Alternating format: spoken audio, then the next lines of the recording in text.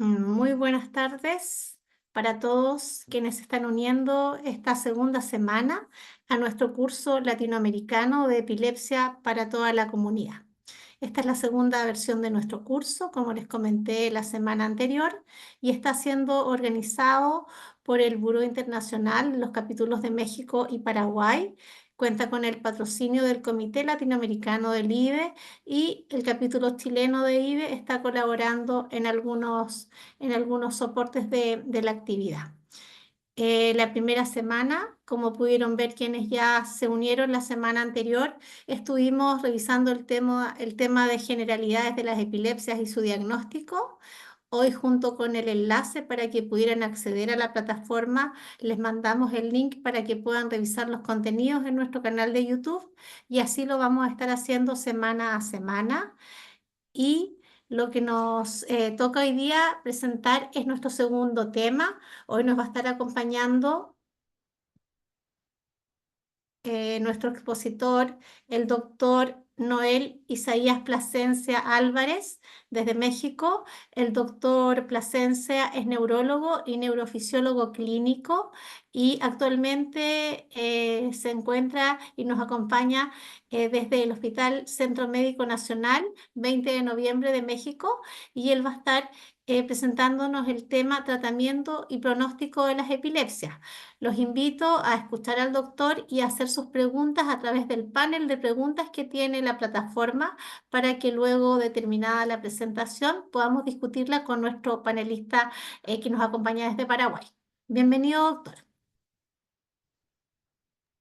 Muchas gracias.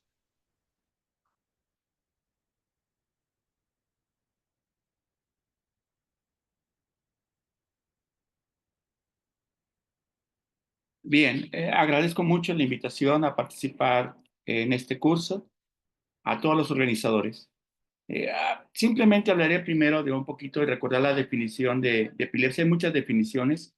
Puse esta porque es una forma sencilla de verlo. Nos habla de una predisposición duradera del cerebro para generar crisis epilépticas y que tiene consecuencias neurobiológicas, cognitivas, psicológicas y sociales. Hablamos de un proceso que es o suele ser crónico. Para hacer el diagnóstico de epilepsia se requiere que tengamos al menos dos crisis no provocadas o reflejas. ¿Qué significa esto?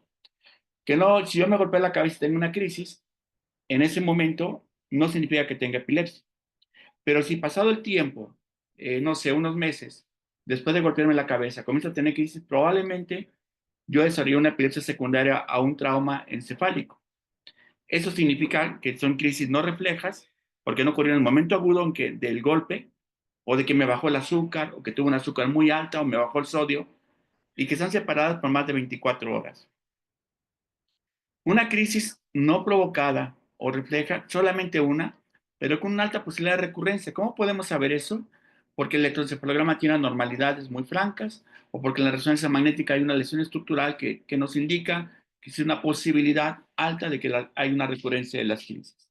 Y el diagnóstico de un síndrome epiléptico, que es de pronto, particularmente en la infancia, ocurre que hay crisis que se presentan junto con un electroencefalograma muy característico y con crisis muy características, y en conjunto podemos saber que eso podría ser un tipo de epilepsia que no se va a controlar con facilidad.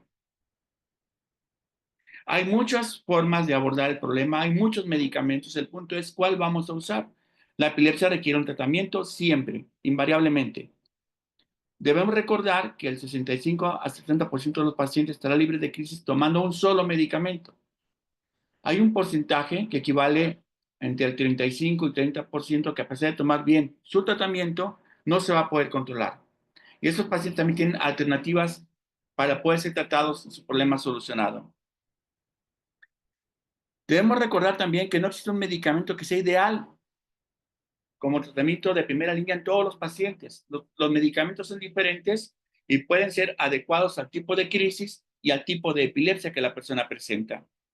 Y el mejor tratamiento siempre va a ser el que sea accesible para la persona. Yo siempre pongo el ejemplo de que puede haber un medicamento que podría controlar la enfermedad de una persona, las crisis de una persona, pero que ese medicamento no está disponible aquí, en México en este caso, y que solo está en China y que se vende solamente en condiciones muy especiales. Ese medicamento no le sirve. Aunque sea el mejor para ella, probablemente de una manera especulativa, no le va a servir porque nunca va a poder estar a su alcance. Entonces debemos de buscar siempre ser realistas y buscar alternativas terapéuticas que sean accesibles para nuestros pacientes. El objetivo siempre es mejorar la calidad de vida, controlar las crisis y esto es muy importante sin que se presenten efectos secundarios. Muchas veces no hacemos caso de este punto y resulta que damos tratamientos que dan efectos secundarios y que los efectos secundarios son peor que las crisis y obligan a que las personas suspendan los medicamentos. Siempre debemos de buscar que haya el beneficio sin efectos secundarios. Siempre se debe evaluar el riesgo-beneficio. Hay algunos tipos de epilepsia, por ejemplo, que ocurren en la infancia, en donde se presenta una crisis y probablemente sea la única en la vida que se va a presentar. Quizás se debe evaluar si el paciente requiere o no un tratamiento. Siempre hay que considerar al paciente y a sus tutores o a sus tutores en la toma de decisiones sobre los medicamentos que se deben tomar. Podemos tener tipos de crisis que nos han indicado varios medicamentos y podemos hablar o debemos de hablar con ellos para elegir el que nosotros consideramos mejor, pero también escuchar la opinión de lo que ellos consideran mejor para ellos. Y siempre se debe iniciar cuando se cumplen los criterios operacionales del diagnóstico de epilepsia de los cuales antes mencioné.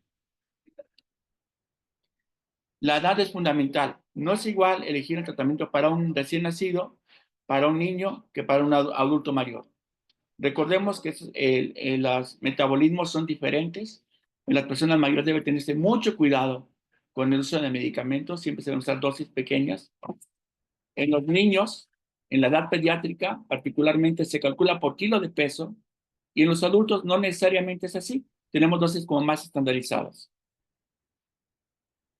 El sexo también es muy importante. Hay medicamentos que no se recomiendan usar en la mujer y particularmente en la mujer embarazada. La mujer con epilepsia se puede embarazar. Siempre el médico, su médico debe saber que ella se va a embarazar y debe tener un tratamiento previo para que el embarazo ocurra y minimizar el riesgo de efectos secundarios. Pero hay medicamentos que tienen más posibilidad de poder dar alteraciones en el desarrollo del bebé antes de su nacimiento. Y esos medicamentos deben evitarse. Y siempre debemos de pensar en los medicamentos indicados para los tipos de crisis o de síndrome epiléptico. Yo decía antes que no hay un medicamento que sirva para todo. Hay unos que son mejores para crisis que se llaman focales, hay otros que son mejores para crisis generalizadas, hay otros mejores que son para crisis que se llaman de ausencias. En fin, de acuerdo al tipo de crisis, elegimos el tratamiento y de acuerdo al tipo de epilepsia o síndrome epiléptico, también podemos definir cuál es el mejor tratamiento que debemos de usar. Algo fundamental es que si nosotros podemos elegir de varios medicamentos que sean igual de útiles, pero que tengan efectos adversos diferentes, que uno sean, que tengan las mismas capacidades de producir beneficio, pero que tengan más efectos secundarios como posibilidad o menos efectos secundarios y disponemos de todos ellos, debemos de elegir siempre el que tiene menos efectos secundarios. Cabrá la posibilidad de que no podamos elegir. Entonces tenemos que vigilar muy de cerca la posibilidad de efectos secundarios o de efectos adversos si usamos los medicamentos que con más frecuencia producen estos efectos.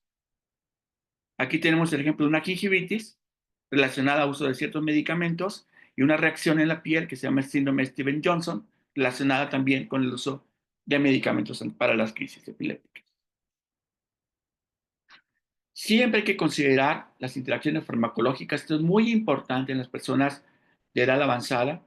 Ya padecen hipertensión, diabetes, hipercolesterolemia, otras enfermedades y que ya están tomando medicamentos. El saber las interacciones farmacológicas es muy, muy importante.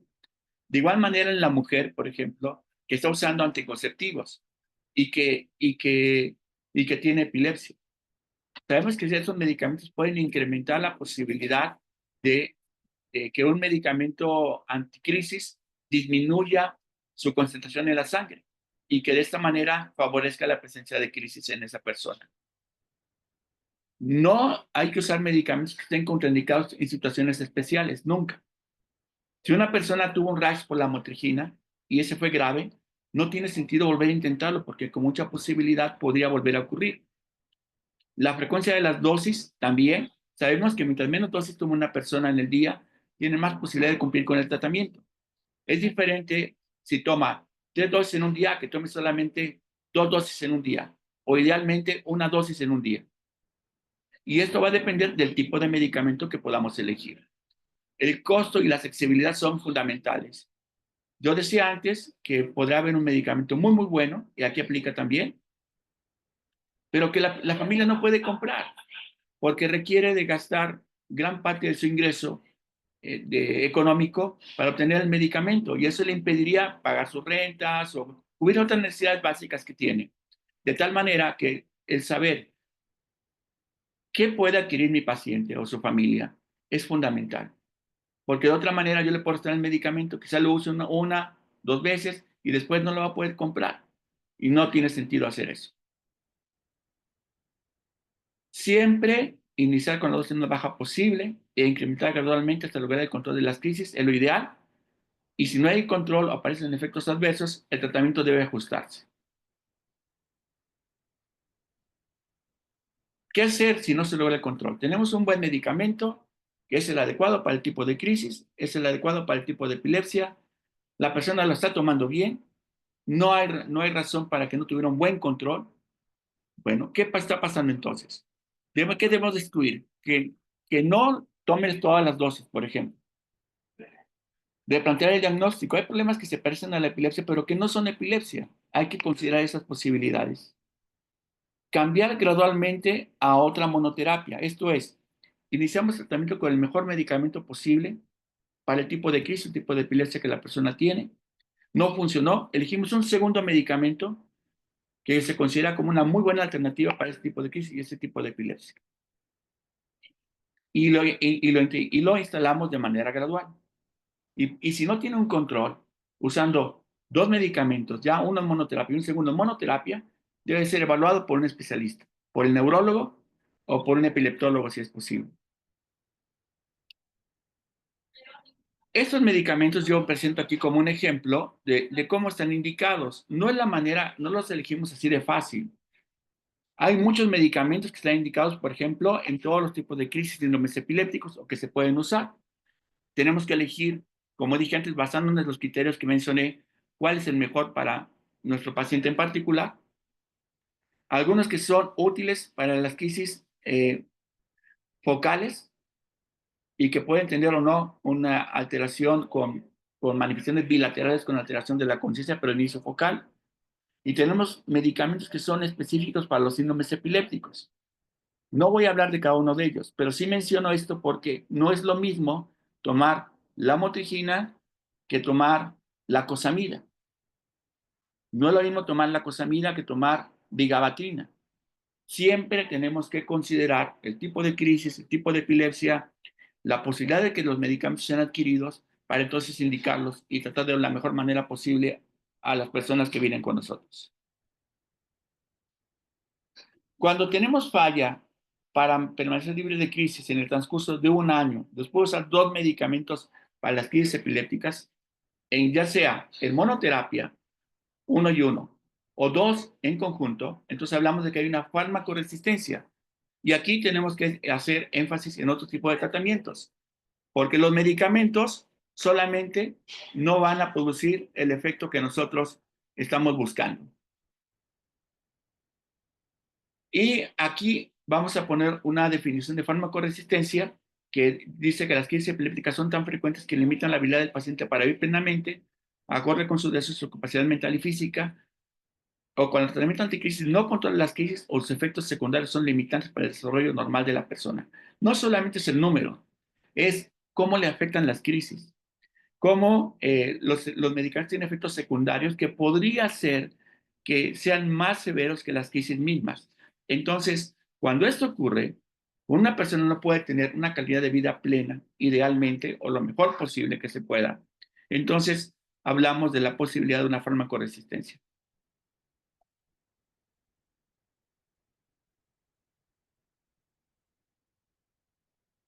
Pero no algo pasa en mi presentación que no quiero hacer.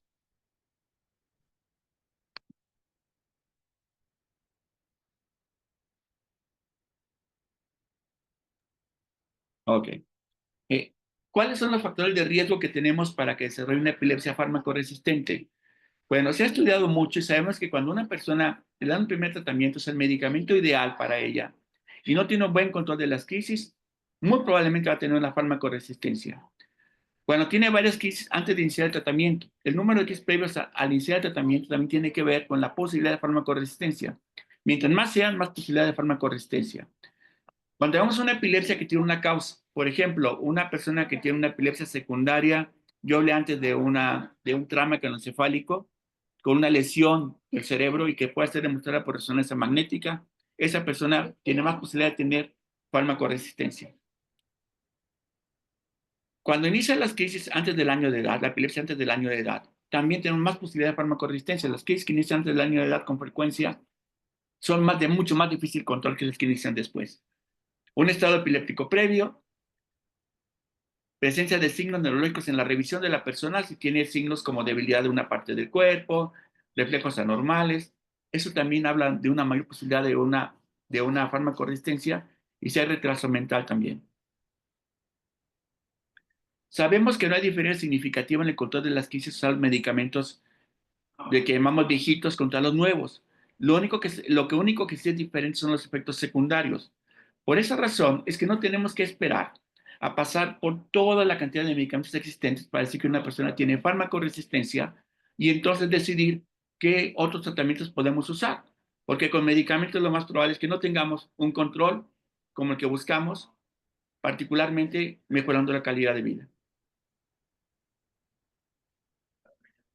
Entonces, los tipos de crisis síndrome epiléptico también tienen que ver. Las crisis de naturaleza focal, con alteración de la conciencia, son más difíciles de controlar, por ejemplo, o tienen un pronóstico peor que las crisis de ausencia, que típicamente son generalizadas.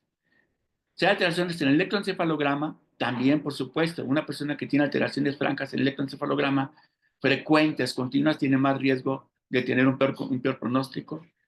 El no disponer de medicamentos es un factor de mal pronóstico. Si no tenemos los medicamentos adecuados para tratar a nuestros pacientes, ¿cómo podemos entonces lograr que tengan un buen control de las crisis? Y los efectos secundarios.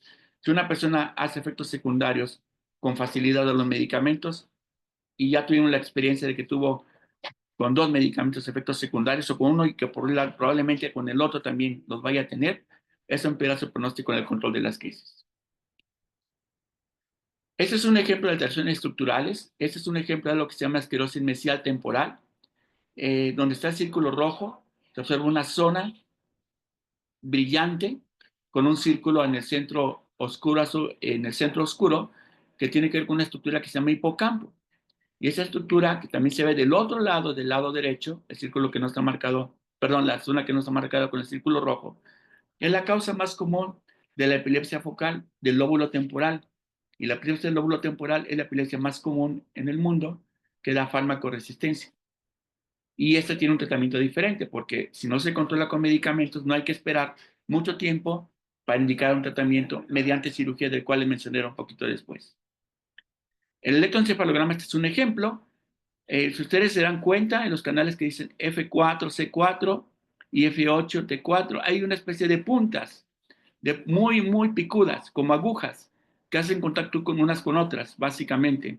En ese sitio hay una alteración que nosotros llamamos irritativa y que tiene que ver con una estructura, en este caso el lóbulo frontal y temporal, en donde está desencadenando esta normalidad en un electroencefalograma de superficie.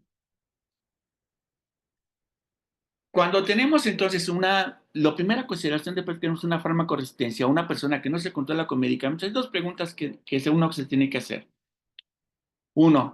Tres preguntas. Uno es, ¿farmacoresistente? La segunda es, ¿realmente se trata de epilepsia o es algo que hemos tratado como epilepsia, pero que no es epilepsia? Y la tercera es, todas las que son naturaleza epiléptica, porque habrá epilepsias que cursen además con crisis no o paroxismos no epilépticos y que puedan confundirse con las crisis epilépticas. Estas preguntas son fundamentales y tienen que resolverse. Habitualmente hacemos un estudio que se llama videoelectroencefalograma. Si nosotros tenemos una persona que sí tiene epilepsia, bueno, la siguiente alternativa es combinar dos medicamentos mediante algo que se ha denominado politerapia racional. ¿Qué significa eso? Que si vamos a combinar dos medicamentos, No deben ser medicamentos que tengan los mismos mecanismos de acción, que no actúen igual, que no interactúen farmacológicamente entre ellos, o sea, que no se afecten en su disponibilidad sérica en la sangre para que hagan su efecto entre ellos mismos. Y no usar más de dos al mismo tiempo. No es extraordinario. De hecho, es muy común encontrar personas con epilepsias fármaco-resistentes que usan más de dos medicamentos. Con dos es más que suficiente para hacer la consideración de las que antes le hablé de un tratamiento diferente a los medicamentos, que es la cirugía de epilepsia.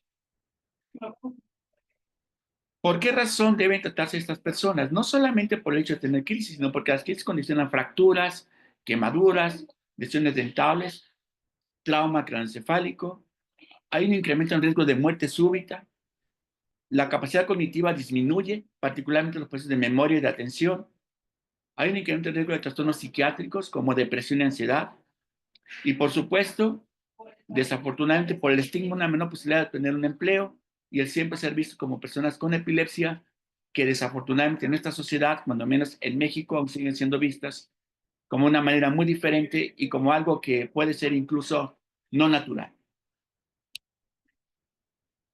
Entonces, siempre que se use dos medicamentos de primera línea en lugar del control de las crisis y se combinan dos medicamentos de manera adecuada, debe considerarse el tratamiento quirúrgico de la epilepsia.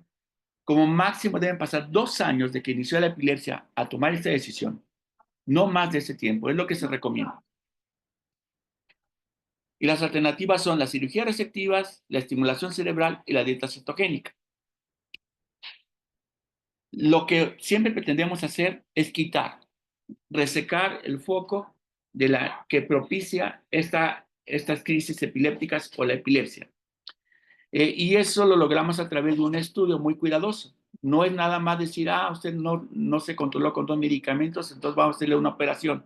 No es así de sencillo. Implica todo un proceso de evaluación por parte de un grupo especializado interdisciplinario que involucra al neurocirujano, al neurólogo, al epileptólogo, al neurofisiólogo, a la familia misma y otra serie, al neuropsicólogo y otra serie de especialistas que participan de manera conjunta para que el procedimiento sea exitoso. La más común de la resección externa del lóbulo temporal en el mundo y es muy efectiva. La efectividad, cuando esto se hace de una muy buen estudio, puede llegar hasta un 80% de personas sin crisis. Esto ya se sabe desde hace mucho tiempo. Se hizo un estudio en el cual se estudiaron dos grupos de personas y aquellas que se operaron contra las que no se operaron. El 80% de las que se operaron quedaron sin crisis contra solamente el 8% tratadas con medicamentos a un seguimiento de un año. Esto es, durante un año la siguieron y al terminar el año, el 80% de las personas con cirugía por epilepsia lóbulo temporal por esclerosis mesial se habían curado prácticamente y el 8% seguía tratándose con medicamentos. Perdón, solamente el 8% de los que estaban con medicamentos no tenían crisis. La otra es la sección extratemporal. Cualquier cirugía que vaya fuera de la región mesial, temporal o temporal, se considera extratemporal. Puede ser frontal, temporal, perdón, parietal, occipital. Y este tipo de cirugía es más frecuente en la edad pediátrica. Casi todas son lesiones, en el 75% de los casos.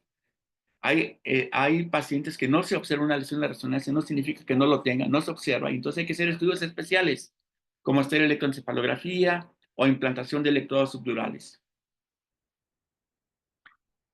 Esa es otra técnica que se llama hemisferostomía, cuando hay lesiones muy extensas que afectan a la mitad de un hemisferio, se tienen que llevar a cabo y también producen mejoría de un 70-85% de los casos en la calidad de vida. Y la neuroestimulación, que consiste en usar diversos sistemas CK3, que es el estimulador vagal.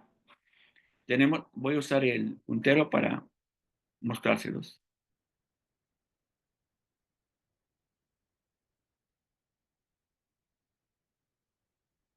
El estimulador vagal, que es un sistema que tiene una pila que se conecta directamente al nervio vago y que a través de hacer una estimulación en dicho sitio va a lograr una disminución de las crisis. Tenemos también algo que se llama estimulación cerebral profunda, que a través de estimulación de núcleos, particularmente a nivel talámico, los núcleos centromedianos y los núcleos anteriores del tálamo, son diferentes, ambos núcleos para diversos tipos de crisis. Hay que seleccionar bien de acuerdo al tipo de epilepsia y al tipo de crisis. Y otro sistema que se llama de respuesta o responsive. En Estados Unidos solamente existe este sistema, en ninguna otra parte del mundo se utiliza, y que consiste en hacer una estimulación eléctrica en un punto específico donde está disparándose la actividad eléctrica. Son 3 sistemas de neuroestimulación aceptados en el mundo y son los que aquí les he mencionado. Entonces, siempre hay que considerar que la epilepsia farmacoresistente condiciona un severo detrimento de la calidad de vida y aumenta el riesgo de movilidad y mortalidad por muerte súbita. Eso es muy importante. Y que si uno ya trató a la persona, la trató con medicamentos, los medicamentos ya dijimos, usamos uno primero, que era el mejor de acuerdo a los criterios conocidos, al conocimiento conocido para su tipo de crisis, tipo de epilepsia. No funcionó. Cambiamos por uno segundo y no funcionó. Esa persona ya fue con un especialista. Ese especialista ya le combinó 2 medicamentos y no le fueron útiles, tiene farmacoresistencia. Y que no tenemos que esperar a estar probando y probando medicamentos, esperando que salga uno mágico que solucione el problema, porque eso no va a ocurrir. Y mientras más tiempo pase, hay más posibilidad de complicaciones, ya hablamos de ellas. Esa persona que tiene farmacoresistencia debe ser estudiada correctamente y debe ser seleccionada para un tratamiento quirúrgico, ya sea receptivo o de estimulación, como los que antes hablamos. Muchas gracias. Voy a dejar de compartir pantalla. Muchas gracias, doctor. Han llegado algunas preguntas, así que le vamos a pedir al doctor Oscar Arturo Servín Moreno, que nos acompaña desde Paraguay. El doctor Servín es especialista en neurocirugía funcional, epilepsia y dolor, y es jefe de servicio de neurocirugía del Hospital Central Instituto de Previsión Social de Paraguay. Bienvenido, doctor. Los dejo entonces para que vean la discusión de los temas y las preguntas del público. Gracias. Buenas noches, muchas gracias, Loreto. Buenas noches, doctor Noel. ¿Cómo está, Un doctor? gusto no verlo por aquí. Sí. Bueno, quería hacer un pequeño comentario también en cuanto a lo que es la parte de cirugía de epilepsia. En publicaciones recientes que se habían presentado en el Congreso Latinoamericano de Neurocirugía, también estaban tocando algunos puntos sobre las lesiones que son potencialmente epileptógenas a largo plazo, como son las displasias, los DINET, las lesiones temporales, como cavernomas o cavernomas frontales, que son, digamos, las regiones que tienden a tener una facilidad para presentar crisis epilépticas a la larga. Y presentaron casos inclusive en el que no llegaron a la refractariedad para indicar la cirugía en muchos casos, ya que también están demostrando que el tiempo prolongado de medicación puede llevar a un efecto negativo en cuanto a lo que es la parte neurocognitiva de los pacientes, sobre todo en aquellos pacientes pediátricos, que es donde vemos la mayoría de los casos que son epilepsias catastróficas, y la medicación a largo plazo hace que en muchos casos realmente lleguen tarde a la cirugía. Entonces también se estuvo tocando mucho el tema de los casos con lesiones potencialmente epileptógenas que no llegaban a ser refractarios inclusive. Sí, de acuerdo. Y ahí lo importante es que si la lesión se correlaciona con la epilepsia y se quita la lesión, desaparece la epilepsia y no se usan medicamentos. Y los medicamentos mismos Exacto. tienen efectos cognitivos, tienen efectos en la calidad de vida, tienen efectos en el sueño. Hay cosas que si no se tienen que usar, no hay por qué usarlas. Y se ha extendido incluso también en la edad. Antes se hablaba de un límite de edad. Ahora sabemos que si la persona tiene una buena calidad de vida a los 70 años y está bien y tiene epilepsia, se puede operar. ¿No? Entonces, sí, efectivamente, el paradigma de que solamente los casos que eran prácticamente eh, ¿cómo podría decir? Extraordinarios por la presentación de crisis tenían que operarse, no es así. ¿De acuerdo? Mm. Sí. Creo que tenemos preguntas aquí en el chat. A ver, Sí. dice, cuando me hicieron los medicamentos, ¿por qué no estaban en rojo? Ah, ok. Estaban en rojo porque, porque son medicamentos, era una señalización de la tabla específicamente. acerca de aquellos medicamentos que pueden estar disponibles. No, no fue por una alarma en mi presentación. No, no tiene que ver con son mejores o son peores. Simplemente estaban señalados por una situación diferente. Y no, esa fue la razón. Otra que dice, mi hija tiene epilepsia de ausencia, hace 4 años tratada con sarontina jarabe, y hace 2 años que no hace crisis, está en baja de medicación. Mi duda es la siguiente. ¿Qué provoca la epilepsia de ausencia si se puede hacer más adelante otro tipo de epilepsia? Eh, la epilepsia de ausencia tiene un componente generalmente de carácter genético y generalmente es una epilepsia benigna que suele desaparecer con el transcurso de la edad. Así que lo más probable es que si ella tiene un buen control, ya han pasado más de 2 años sin crisis y sobre todo, y también sus electroencefalogramas son normales, que daría como un punto adicional para que todo vaya bien. Quizás no tenga más crisis, pues que lo más probable es que en su vida le vaya muy bien. Hay un porcentaje de personas que pueden tener recurrencia de las crisis, pero es bajo, particularmente en la epilepsia de ausencias. Tenemos otra que dice, ¿qué lesiones dentales se ven en la epilepsia y cómo se relacionan con los medicamentos? Bueno, particularmente lo más común es la diapositiva que les mostré donde hay una hipertrofia de las encías, que por la misma hipertrofia condiciona una separación de los dientes, puede haber pérdida de esmaltes en los dientes. Es lo que suele ocurrir. Y los medicamentos que más la provocan, la fenitoína. Siempre que podemos no usar fenitoína en la actualidad, no lo usamos, pero es un medicamento que sigue siendo muy útil. Creo que hay también inclusive un problema a nivel Latinoamérica, justamente son los bioequivalentes o otras drogas también parecidas, Sí, digamos, que se comercializan en cuanto a la respuesta que uno pueda tener, en cuanto a la respuesta de los pacientes. sí, claro, sí. Si no es lo mismo las diferentes marcas de los medicamentos, aunque sean las mismas fórmulas, por Sí. diferentes razones.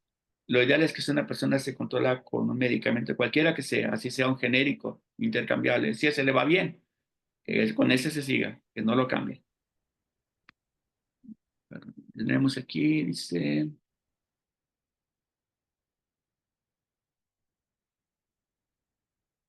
mi hijo de 8 años toma 2 medicamentos, ya lleva 8 días sin crisis en el día, pero está sin crisis en la noche.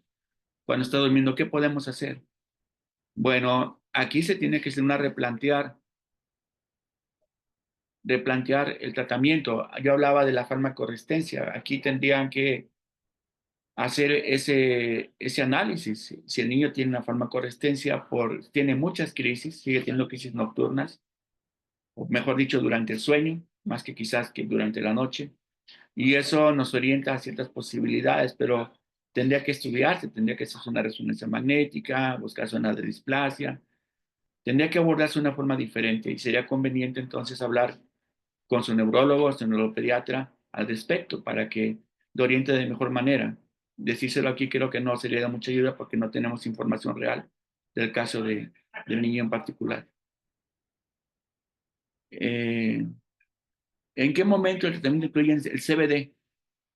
No sé qué experiencia tienen con el CBD ustedes en Paraguay.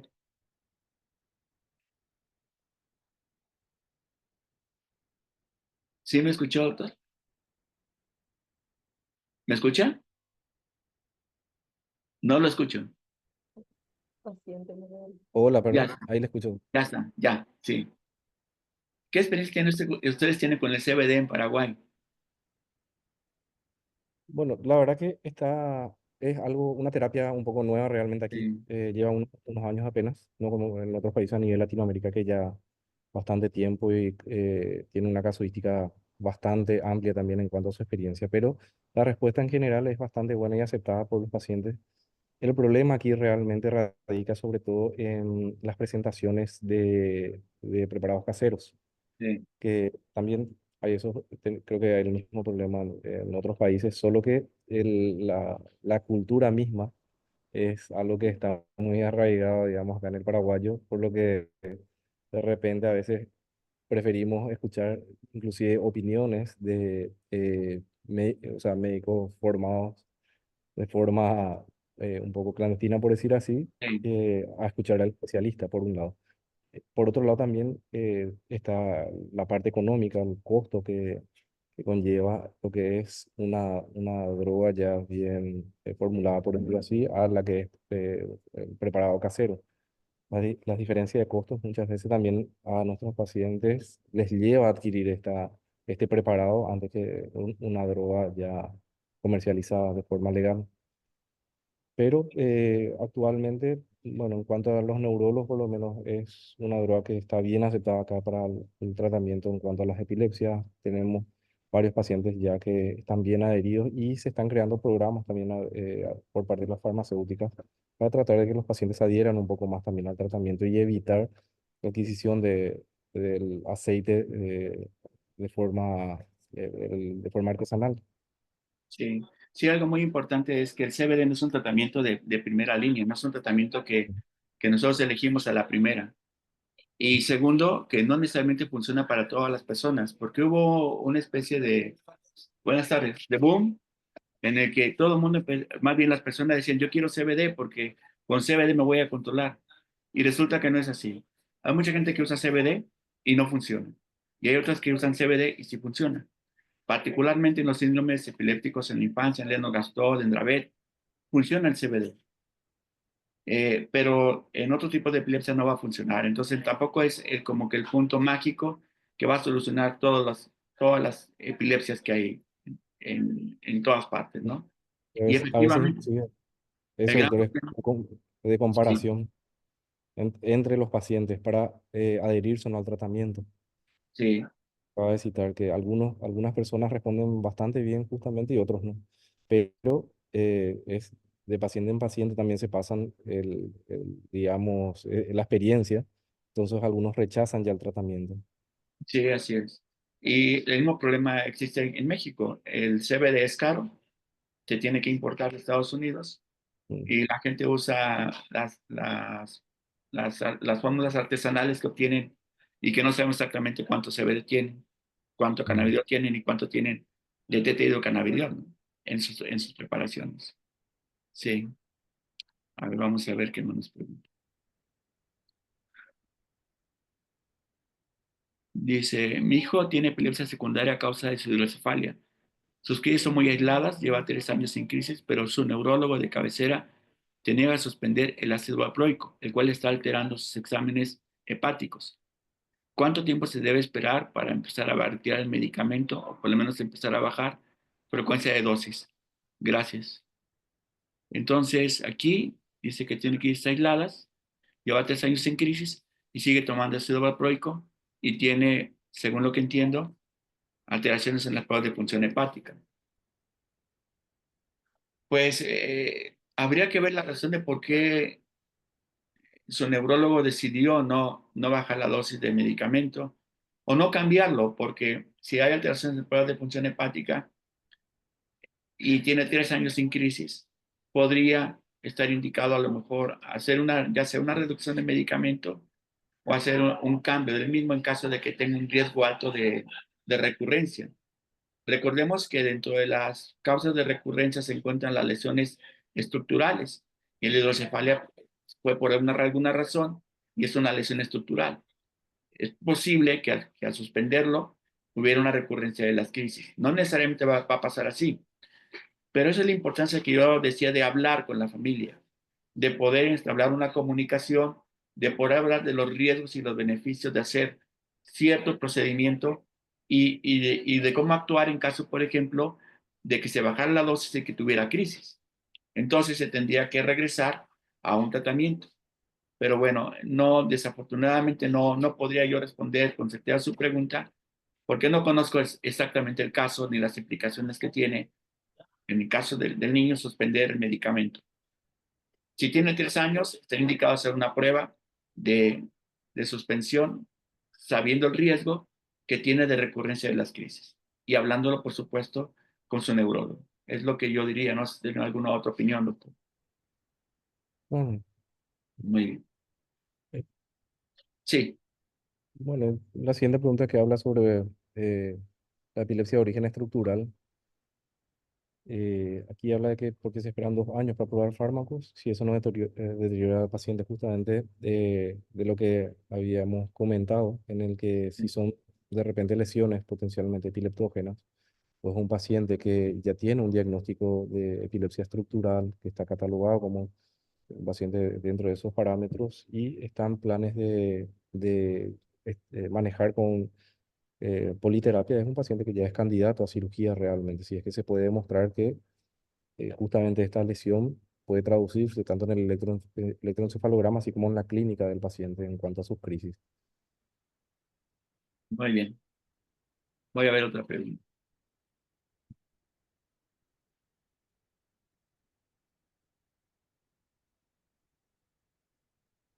¿Qué es en sí el problema cognitivo en niños con epilepsia de ausencias? ¿Y hay algún tratamiento para este diagnóstico? Bueno, pues realmente en la epilepsia de ausencias suele ser muy difícil que haya problemas cognitivos. Lo que suele ocurrir cuando no se ha tratado aún es que son tantas las crisis que los niños parece que no tienen atención en la escuela y bajan sus calificaciones, pero es por la frecuencia de las crisis. Generalmente la epilepsia de ausencia responde muy bien a los tratamientos, muy, muy bien. Y hay varios medicamentos que pueden usarse para este tipo de crisis.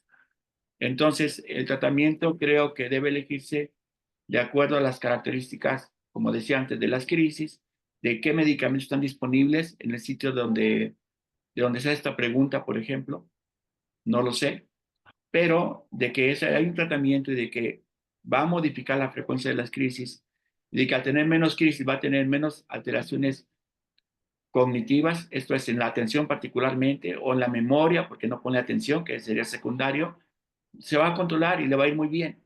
Es lo que suele ocurrir en la epilepsia de ausencias. A ver qué me dicen por aquí.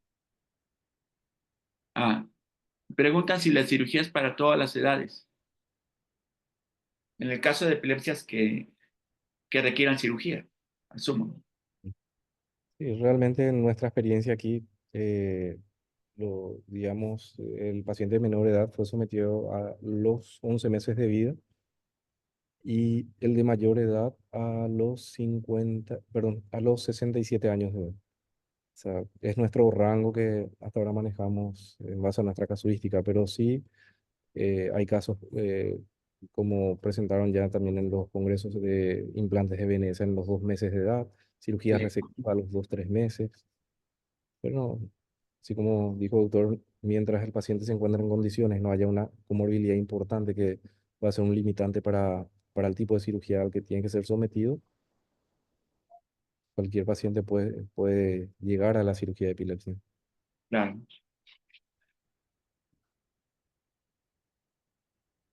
Después de 2 años sin crisis epiléptica, ¿se pueden dejar los medicamentos? Bueno, aquí ese es un punto de discusión, porque hay quien dice 2 años, hay quien dice 3 años, hay quien dice 4 años. El consenso, particularmente en las edades pediátricas, son 2 años. Es lo que más como que más se aconseja, cuando menos 2 años sin crisis, para intentar eh, reducir la dosis de medicamentos y suspenderlos, siempre de manera gradual. Siempre estará presente el riesgo de recurrencia y eso se tiene que hablar y la familia tiene que saberlo. En la edad adulta se recomiendan que pasen de 2 a 4 años sin crisis. Aquí sí no hay un consenso establecido, como que mucha gente se queda en los 3 años porque ni está en los 2 ni está en los 4 que parecieran muy largos. Pero también hay un riesgo de recurrencia y lo importante es hablar de ese riesgo de recurrencia con la persona o con la familia de la persona o con todos, porque a veces la familia está tan involucrada que también tiene que saberlo. ¿Cuál es el riesgo de recurrencia de que esto pueda pasar?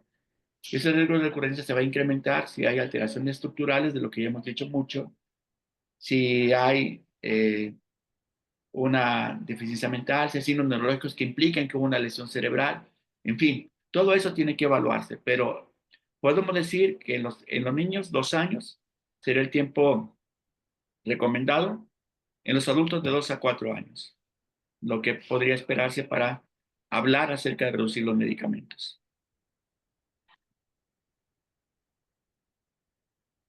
¿Qué tan riesgosa es la cirugía? Pregunta alguien. Realmente ahí hablamos de un campo bastante amplio, debido a que cada cirugía tiene sus propios riesgos en relación a las áreas elocuentes, al tipo de cirugía, a los dispositivos que se puedan utilizar. Aquí en Paraguay, por lo menos en la mayoría, en el 95% de nuestros casos, fueron cirugías resectivas, lesionales. Implantes no tenemos, sé que de repente también conlleva otro riesgo asociado. En el caso de ustedes, doctor, creo que tienen ya buena experiencia en cuanto a implantes también para comentarnos un poco sobre esos riesgos, porque en cuanto a las lesiones, a las cirugías lesionales en sí, los riesgos que se presentan, como toda neurocirugía, está el sangrado, la fístula, la infección, en un bajo porcentaje, pero siempre que están presentes son delicadas. Sí. Yo siempre comento que cuando proponemos una cirugía es porque los beneficios son mucho más altos que los riesgos. Es imposible que haya un procedimiento que no tenga riesgos, pero cuando exceden por mucho los riesgos, nosotros proponemos un plan quirúrgico. Y por lo tanto, la posibilidad de que las cosas vayan bien son mucho mayores de las que no vayan bien. Yo intento explicarlo de esta manera porque a veces la gente asume que por ser una cirugía del cerebro va a ser muy compleja, no se puede hacer, o generalmente les va mal, porque mucha gente dice eso. Al que lo operan de la cabeza le va mal, y no es así. Cuando se hace una buena evaluación, ahí se hace todo lo que debe hacer, se elige el mejor procedimiento posible, entonces las cosas van bien, habitualmente. Y con mucha baja frecuencia puede haber alguna complicación. Pero las complicaciones ocurren cuando tomamos una aspirina. Podemos tener una reacción alérgica muy grave tomando una aspirina. Entonces, siempre hablamos de riesgo-beneficio. Y si se propone la cirugía, la proponemos porque el beneficio es mucho mayor que el riesgo. Eh, Que la dieta cetogénica debería ser considerada como un complemento al tratamiento farmacológico. Se recomienda esta dieta en niños. pues sí, en niños es donde se inició, en niños es donde más se lleva a cabo, se puede usar en los adultos y si es un tratamiento complementario, definitivamente tiene mucha utilidad. Es difícil de llevar porque implica una dieta muy estricta, puede ser también costosa y puede ser difícil de cumplir por parte de la persona, puede ser más fácil quizás hacerla en niños que en adultos, pero de que tiene beneficios los tiene grandes. Sí, es una buena alternativa terapéutica. ¿Cuáles son los medicamentos que están contraindicados en el embarazo? Pregunto. Bueno, particularmente el que no se recomienda primero, si hay politerapia, el uso de muchos medicamentos al mismo tiempo tiene más riesgos en la frecuencia de complicaciones para el bebé durante el embarazo. Pero particularmente el medicamento que más complicaciones tiene el embarazo y que ahora se dice que no debe ser usado en mujeres a menos que sea estrictamente necesario es el ácido valproico, ya sea con esa forma o como valpato de sodio, y en México hay una presentación que se llama valpato de magnesio también. Pero esos que todos son de la misma familia, idealmente no deben usarse en las mujeres a menos que sea estrictamente necesario y no se debe usar durante el embarazo. Es el más teratogénico de todos. Hay medicamentos que pueden producir más crisis en vez de detenerlas. Mi hijo toma 3 medicamentos. Puede ocurrir que de pronto cuando se inicia un medicamento, en vez de mejorar, empeore. Sí puede pasar. Se llama efecto paradójico. Y eso puede ocurrir. Y si eso pasa, hay que avisar de inmediato al médico para hacer un ajuste en los medicamentos y eliminar el que produjo ese efecto. Rara vez ocurre, pero sí puede pasar. El pronóstico general en términos de secuelas neurológicas y calidad de vida de los pacientes con epilepsia fármaco resistente, a quienes se realizan resecciones temporales o de otras áreas cerebrales. Bueno, el pronóstico realmente, como dijo el doctor, es una expectativa bastante grande en aquellos pacientes que tienen un deterioro o un impacto importante en la calidad de vida con las crisis, con cada crisis epiléptica. Para nosotros es algo bastante animador siempre ver estos casos que son, sobre todo aquellos con una epilepsia fármaco-resistente bastante agresiva en muchos casos, en el cual se ve que hay una mejoría en cuanto al impacto a la parte neuropsicológica, al área motora. Hay un montón de beneficios que, justamente como dijo, si colocamos en una balanza esto. Sí, de hecho muchos pacientes mejoran su cognición, mejoran su memoria, su atención y por supuesto su calidad de vida después de la cirugía. Eso es lo que nosotros buscamos. Y por eso hace dentro de este proceso de evaluación, es una evaluación neuropsicológica, que nos ayuda a determinar la posibilidad de complicaciones relacionadas con el procedimiento quirúrgico. Siempre que vemos una complicación seria, nosotros no elegimos ese procedimiento y optamos por algo diferente. ¿De acuerdo? ¿Cómo manejar o disminuir la diplopía que da como efecto secundario de la oscarbamazepina mezclado con lacosamida en la mañana principalmente?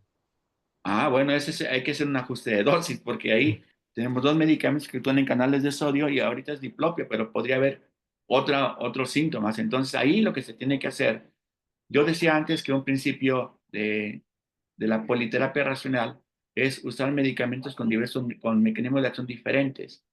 Y tenemos dos medicamentos que actúan en canales de sodio, estamos aumentando la posibilidad de tener efectos secundarios. Entonces ahí lo mejor sería que el que sea menos efectivo de los dos, cambiarlo por uno de un mecanismo de acción diferente. Los fármacos bioequivalentes de origen de laboratorios indios son recomendables versus los de otros laboratorios europeos, perdón. Bueno, aquí tenemos algo que tiene que ver con los medicamentos genéricos y los medicamentos de marca. Hay medicamentos genéricos que son muy buenos. No podemos decir que porque vienen de la India todos sean malos o porque vienen de donde se hagan. Y son una alternativa a gente que tiene recursos escasos. Hay gente que no puede pagar un medicamento de marca, digamos, el original, no lo puede pagar, pero sí puede pagar un genérico. Y entonces le puede ser muy útil. Creo que aquí se tiene que definir de mejor manera en la persona. Si una persona tiene, yo decía antes, un buen control con un medicamento genérico, se puede usar sin problema.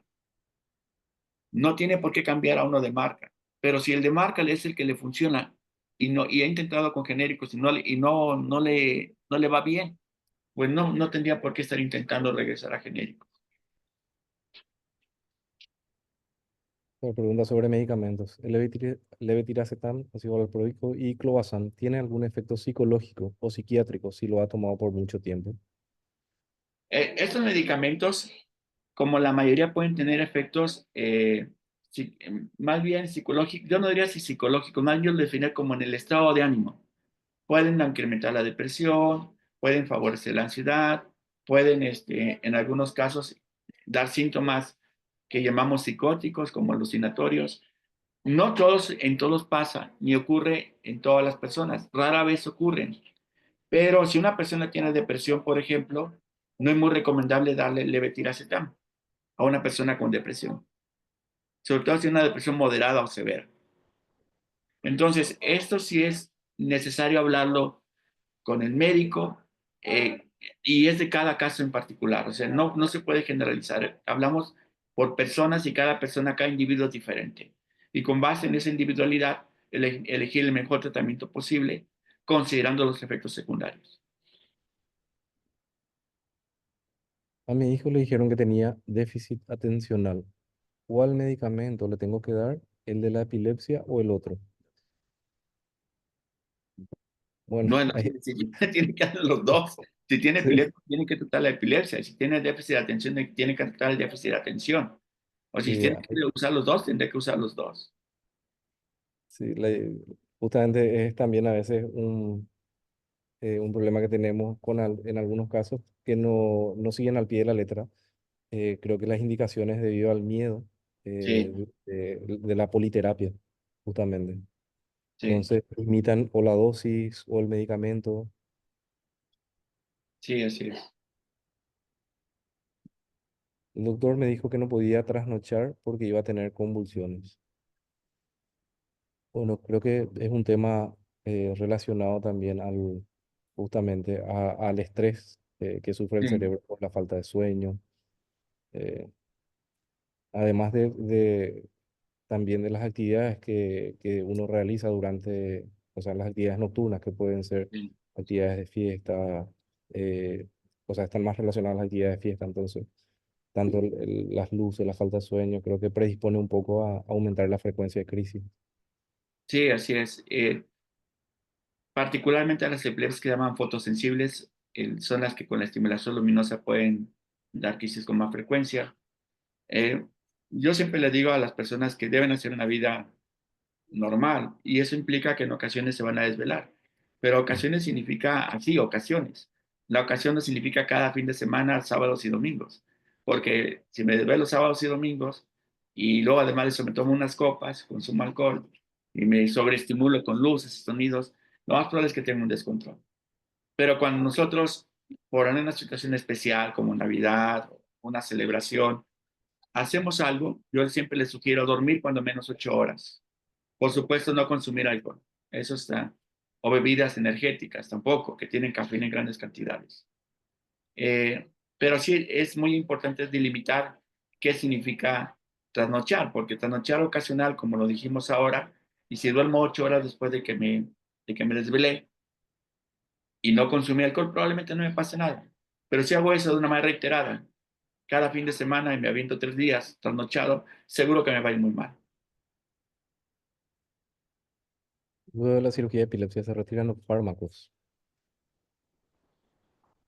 Ah, no, no entendí esa pregunta.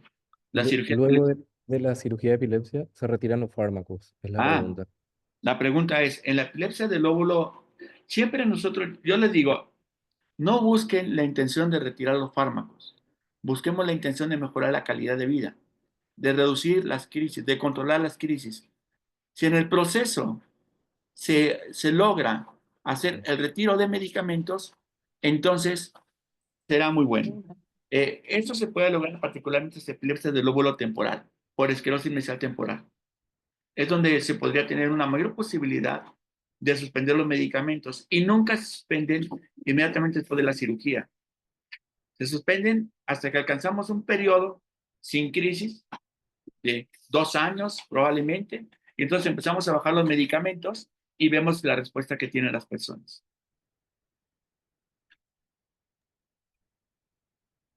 Doctor, en su experiencia, los pacientes que están con múltiples fármacos, eh, aunque está más relacionado a la patología epiléptica justamente, y si fue una cirugía que apunta a un procedimiento curativo o un procedimiento paliativo, la reducción de fármacos realizan, pero estoy hablando en los pacientes con epilepsias justamente, eh, digamos, de difícil control, un poco catastróficas, que fueron sometidos a procedimientos paliativos sobre todo.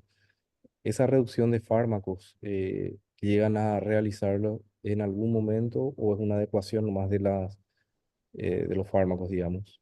No, en cirugías que Una son retirada paliativas, completa. claro, en cirugías paliativas sí se puede lograr. Hay personas que usan, por ejemplo, 6 medicamentos Ujú, en la politerapia y reducirlos a 2 es algo muy bueno y sobre todo reduciendo la cantidad de crisis. Entonces, siempre, ujú, por eso digo que siempre buscamos las opciones y en cada persona se individualiza particular este problema. Nos dicen que, ya. sí, doctor. Y esa reducción, inicia en cuánto tiempo aproximadamente Ok. después. Si la persona tiene efectos secundarios de medicamentos, que no es raro que se ocurra, Ujú, nosotros en cuanto llega el paciente, vemos si tiene 6 medicamentos, empezamos a quitarle para quedarnos con 2 o 3 desde antes del procedimiento quirúrgico.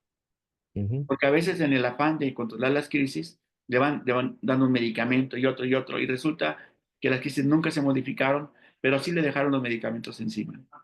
ujú, Entonces nosotros lo primero que hacemos es retirar ujú, y dejamos los que mejor control le dan, ujú, incluso antes del procedimiento quirúrgico. Ya cuando hace el procedimiento quirúrgico, entonces, si las crisis se mejoran, vamos a asumir que en el transcurso de 6 meses ya tuvimos una disminución y es una disminución, pues, sustantiva. podemos intentar reducir medicamentos si hay efectos secundarios. Habrá niños en los que eso no pasa, en los que mejor ni moverlos, yo pensaría. Entonces sí hay que individualizar mucho el caso de cada problema en particular para eso. Nos dicen que pues, solamente podemos contestar 2 preguntas más, doctor, por el tiempo. Bueno, y vamos a ver si hay alguna pregunta que no esté relacionada a la medicación también. Bueno, acá hay una pregunta también un poco interesante, fuera de las preguntas en relación a los medicamentos, preguntan sobre tratamientos naturales para la epilepsia. Ah, bueno, eh, yo no estoy peleado con esa parte, pero yo desconozco si son útiles o no. Sabemos que las plantas al final tienen, no solo las plantas, las frutas, tienen sustancias que pueden tener interacciones con otros medicamentos, porque al final van a ejercer su efecto en el cerebro para reducir las crisis. Entonces, es algo que es complicado porque a veces se pueden provocar datos de toxicidad al combinar plantas con medicamentos. Eso puede ocurrir. Sí, creo que así mismo como la dieta cetogénica, o sea, tiene sus bases en cuanto Sí, a la concentración de ciertas sustancias, lo mismo ocurre con ciertos productos naturales, justamente sí, en así relación, es. Sí, inclusive relacionado a la ingesta de ciertos medicamentos, que pueden deprimir su absorción inclusive. sí. Eh, Otra pregunta dice, buenas tardes, doctor. Mi pregunta es, ¿cuál es el pronóstico para la epilepsia mioclónica juvenil? Ah, bueno, la epilepsia micrónica juvenil es una epilepsia que, aunque puede aparecer en edades desde muy tempranas a personas adultas, generalmente inicia en la adolescencia, por eso se llama juvenil, y cursa con crisis que se caracterizan por ser como brinquitos, avisando a la persona despierta. Yo creo que todo el mundo nos ha pasado que dormidos, de pronto soñamos como que nos caemos y saltamos. Bueno, esos brincos se llaman micronías del sueño, son normales, pero cuando a la persona le pasan despierta, eso no es normal y se llaman mioclonías. Y la característica de la epilepsia mioclónica juvenil es que tiene mioclonías y tiene crisis que se llaman tónico-clónicas bilaterales. Antes decíamos tónico-clónicas generalizadas, convulsiones generalizadas, una manera simple de decirlo, y que generalmente ocurren al despertar. En muchas ocasiones, estas crisis vienen los brinquitos, que son las mioclonías, y anteceden o nos dicen que va a venir una convulsión. Convulsión, uso ese término porque es el término más conocido por toda la gente. Un movimiento rígido y luego después clónico de las extremidades. Y suele aparecer en la adolescencia. Es de carácter familiar. Generalmente hay hermanos o primos hermanos de línea paterna o materna que padecen la enfermedad también y suele controlarse con mucha facilidad también. Esa es la epilepsia meclónica juvenil. Pues están las dos preguntas que no sé Muy si... bien. Con mucho gusto saludarlo, doctor. Sí, vamos a ir terminando. Le agradecemos entonces a nuestros invitados de esta tarde, a nuestro expositor que nos acompañó ahí desde México, el doctor Noel Plasencia. Muchas gracias, doctor, por su presentación. Y por supuesto también al doctor Oscar Servín desde Paraguay, que estuvo moderando y también haciendo y comentando varios de los temas que aparecieron en las preguntas. Así que agradecemos a ambos su participación. Agradecemos también a todos quienes se conectaron esta tarde a esta segunda semana con el tema tratamiento y pronóstico, haber estado presentes en el día de hoy. Les recuerdo que nuestras clases van a estar subiéndose al canal de YouTube y vamos a ir mandando el enlace para que puedan volver a mirar los contenidos semana a semana. Y los dejo invitados también para que nos estemos juntando el próximo martes 19 de noviembre. Les va a llegar su enlace por correo electrónico y vamos a estar revisando el tema autocuidado, factores precipitantes y manejo seguro de crisis. Así que los invito a unirse la próxima semana. Quiero comentar también de que este curso ofrece la posibilidad de una certificación para quienes están asistiendo a las clases, pero no les vamos a pedir una asistencia sincrónica, por eso es que dejamos los contenidos disponibles para que puedan visualizar en los horarios que más les acomoden durante la semana, pero sí deben completar una prueba, un test que les vamos a mandar a sus correos. Así que con esa información hago el cierre y dejo también a nuestros expositores ahí en video por si quieren hacer algún mensaje final para cerrar. Y luego yo ya voy a dejar de transmitir el seminario. Bien, muchas gracias a ambos. Gracias. Gracias, gracias.